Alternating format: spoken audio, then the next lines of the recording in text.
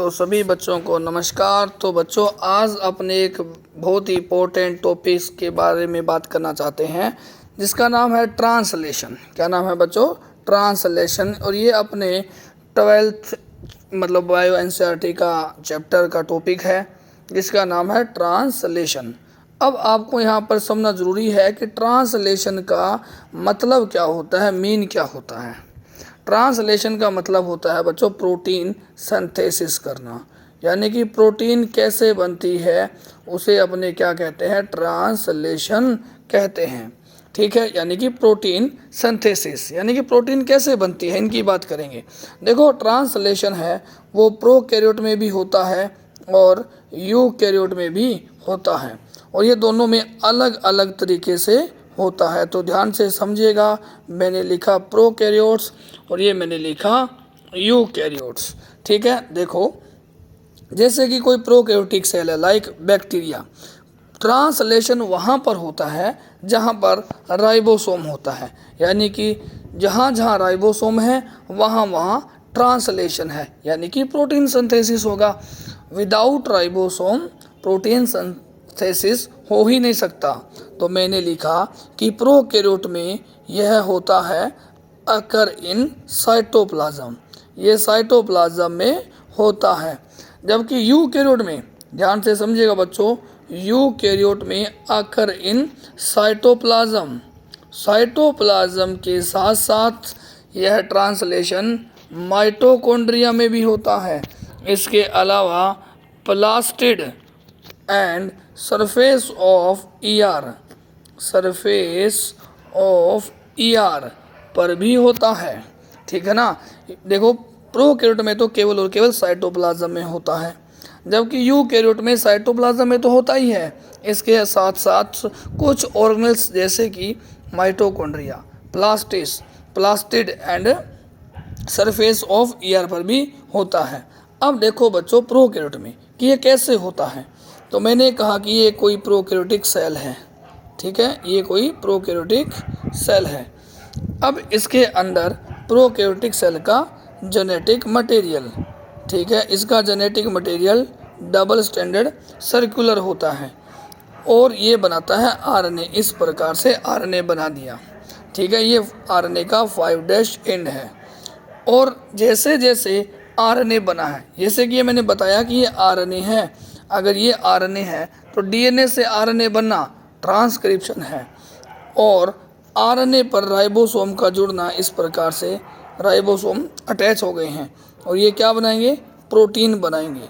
और ये क्या है, प्रोटीन बनना ही तो ट्रांसलेशन है। ठीक है, तो मैंने कहा कि प्रोकैरियोट में ट्रांसलेशन और transcription can be coupled reaction because, यानी कि देखो ये साइटोप्लाज्म है, जैसे जैसे ये आरएनए बना है वैसे वैसे प्रोकैरियोट में ट्रांसलेशन शुरू हो जाता है, यानी कि कंप्लीट ट्रांसक्रिप्शन होता ही नहीं है, उससे पहले ही ट्रांसलेशन शुरू हो जाता है। तो मैंने कहा कि प्रोकैरियोट में translation and transcription coupled reaction है। तो यही मैं लिख रहा हूँ कि transcription and translation can be coupled reaction because,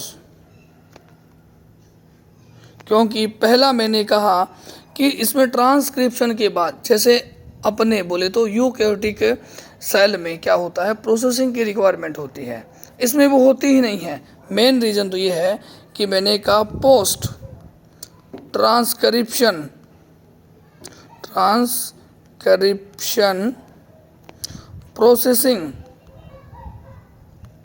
processing is not required, यानी कि प्रोसेसिंग की ज़रूरत नहीं है। और दूसरा मैंने कहा कि प्रोकैरियोट में ट्रांसलेशन एंड ट्रांसक्रिप्शन occur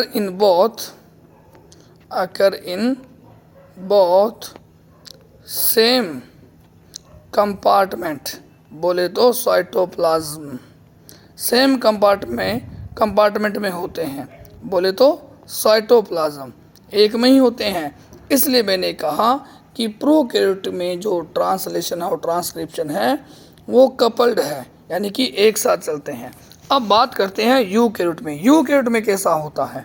तो मैंने कहा कि ये कोई यूकैरियोटिक सेल, ये कोई अपने पास यूकैरियोटिक सेल है ना। अच्छे से बनाते हैं थोड़ा सा। ये रही एक यूकैरियोटिक सेल। अब यूकैरियोटिक सेल के अंदर ये मैंने कहा न्यूक्लियस, और न्यूक्लियस कैसा होता है बच्चों? डबल मेम्ब्रेनस होता है ना। थोड़ा सा बड़ा बनाते हैं न्यूक्लियस, ठीक है। तो मैंने कहा ये न्यूक्लियस है, और ये न्यूक्लियस डबल मेम्ब्रेनस है। कैसा है बच्चों? डबल मेम्ब्रेनस है। अब देखो न्यूक्लियस है, और न्यूक्लियस के अंदर क्या होगा? डबल स्ट्रैंडेड लीनियर डीएनए है। ये मैंने कहा कि ह्यूमंस का डीएनए है, या फिर कोई भी यूकैरियोट्स बोल सकते हो आप। अब डीएनए से क्या बनेगा? आरएनए बनेगा। ये मैंने कहा कि आरएनए बन गया है। ये जो आरएनए बनता है ये एचएनआरएनए है। ये अभी अनस्टेबल है, ठीक है। और डीएनए से आरएनए बनना ट्रांसक्रिप्शन कहलाता है। ट्रांसक्रिप्शन कहलाता है। ये मैंने कहा कि एचएनआरएनए बन गया। अब ये अनस्टेबल है। अब स्टेबल करने के लिए इसमें करवानी पड़ेगी प्रोसेसिंग, या फिर अपने कह सकते हैं सप्लाइसिंग करवानी पड़ेगी। तो अपने पास क्या बन जाएगा? एमआरएनए बन गया। अब ये एमआरएनए का ट्रांसपोर्ट होगा बाहर की ओर, बोले तो साइटोप्लाज्म में आ जाएगा। ये कहाँ आ गया है बच्चों? साइटोप्लाज्म में आ गया है। ये ट्रांसपोर्ट हो गया है। ये कौन आ गया है बच्चों? एमआरएनए आ गया है। कहाँ से? न्यूक्लियस से साइटोप्लाज्म में आ गया है। अब इसके ऊपर इस प्रकार से राइबोसोम अटैच होंगे, और ये क्या बनाएंगे? प्रोटीन बनाएंगे। और प्रोटीन का बनना ही तो ट्रांसलेशन है। यानी कि मैं कह सकता हूँ कि यूकैरियोट में transcription and translation can not be coupled. इनमें क्या कपल्ड नहीं है। ये ट्रांसलेशन का मतलब कि थोड़ा सा व्यू है कि कैसे होता है, ठीक है बच्चों। तो आज के लिए मात्र इतना ही। बातें और भी करेंगे अगली क्लास में।